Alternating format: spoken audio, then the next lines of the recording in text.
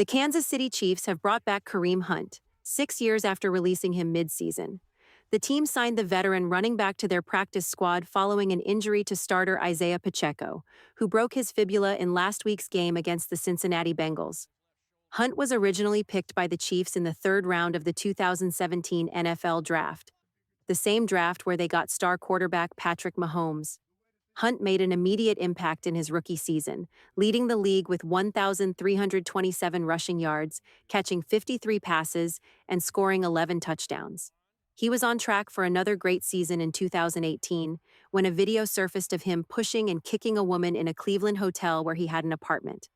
The NFL placed Hunt on the commissioner's exempt list, and the Chiefs released him, stating he wasn't honest with them about the incident. Now 29 years old, Hunt spent the last 5 seasons playing for the Cleveland Browns, his hometown team. His best season came in 2020 when he rushed for 841 yards and caught 38 passes. Last season, he rushed for 411 yards and made 15 catches. Despite all this drama, the Kansas City Chiefs managed to pull off a nail-biting 26-25 win against their conference rivals, the Cincinnati Bengals, on Sunday evening. While they haven't hit their full stride yet, the Chiefs are now 2-0, with victories over 2 AFC contenders. However, the team has faced some setbacks. Along with Pacheco's injury, they also learned that wide receiver Valdes-Scantling needs surgery to fix a joint issue he suffered during the preseason. Sunday's game only added more challenges to an already tough start to the season. Starting running back Isaiah Pacheco suffered a fractured fibula during Kansas City's game against the Cincinnati Bengals.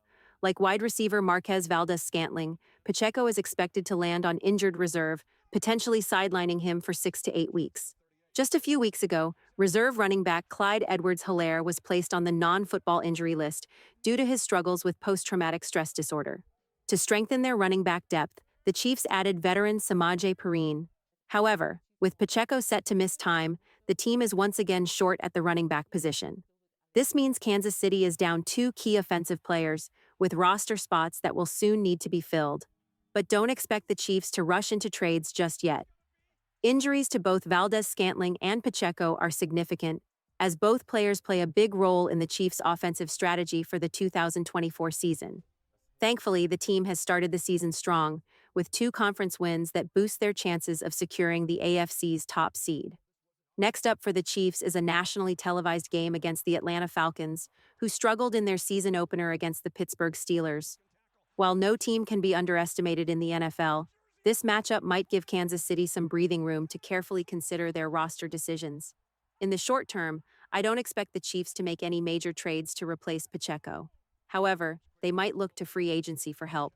Kansas City is reportedly bringing Kareem Hunt in for a visit on Tuesday. Despite his controversial departure from the team in 2018 due to a domestic violence incident caught on video, a reunion with the Chiefs may be on the horizon. Kareem Hunt seems to have turned a new page, and the Chiefs are considering welcoming him back to One Arrowhead Drive. If he re-signs with the team, they'll gain a running back who is already familiar with their system and has good chemistry with quarterback Patrick Mahomes. This could be important, especially with Isaiah Pacheco expected to be out for a few months as he recovers from his fractured fibula.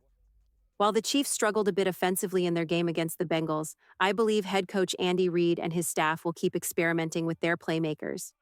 Xavier Worthy had an impressive performance in Week 1, but was quiet in Sunday's game. The Chiefs are likely to expand his role as the season progresses. With a solid group of veteran receivers, it seems unlikely they'll add more to the roster anytime soon. The NFL trade deadline is still 7 weeks away, so if they do decide to bring in more receiving help, it won't be immediate. In other news, the Chiefs were hit with 3 fines totaling over $110,000 following their Week 1 victory against the Baltimore Ravens. According to NFL Network insider Tom Pelissero, the NFL fined the Chiefs organization $100,000 and tight end Peyton Hendershot $547 for a sideline shove that caught the attention of Ravens linebacker Roquan Smith. Hendershot plans to appeal his fine. Pelissero also reported that while Smith wasn't fined for his contact with Patrick Mahomes during the game, he was fined $16,813 for unnecessary roughness on a different play, a horse-collar tackle in the first quarter. Additionally, NFL Network insider Tom Pelissero noted a third fine for the Kansas City Chiefs on social media. The NFL fined running back Isaiah Pacheco $558 for unnecessary roughness during the Week 1 kickoff game. Pelissero shared a video of the incident and explained that the league is continuing to crack down on players lowering their heads to initiate contact. Interestingly, no flag was thrown during the play. Pelissero also provided more details about the Chiefs' $100,000 fine, explaining why it likely happened. In recent years, the NFL has been strict about inactive players and sideline personnel getting involved in altercations with active players. The league even sent a memo to teams on August 7th, reminding them of certain rules. This memo included a reminder that non-players and inactive players are not allowed to make physical contact, taunt, or direct abusive language or gestures toward opponents, officials, or league representatives. As for why the Chiefs organization was fined instead of just Peyton Hendershot, Pelissero quoted another part of the memo, which states that teams are responsible for the behavior of their players and staff during the entire game day. In other news, the San Francisco 49ers made headlines when they traded star running back Christian McCaffrey to the Kansas City Chiefs. The 49ers initially believed McCaffrey had several productive years left, especially after signing him to a 2-year, $38 million extension. However, circumstances changed, leading to this surprising trade. While Christian McCaffrey has been impressive, his time with the San Francisco 49ers may be coming to an end.